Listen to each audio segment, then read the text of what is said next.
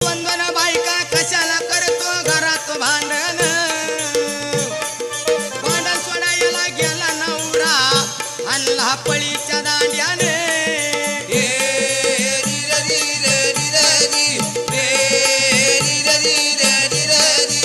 भांडण सोडायला गेला हल्लाई नवरा पळीच्या दांड्याने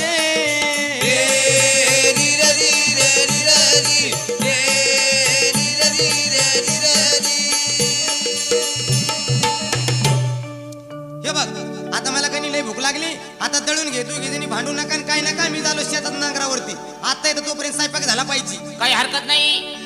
पतिवार्ता स्टोरी मला बाई दळण दळायचं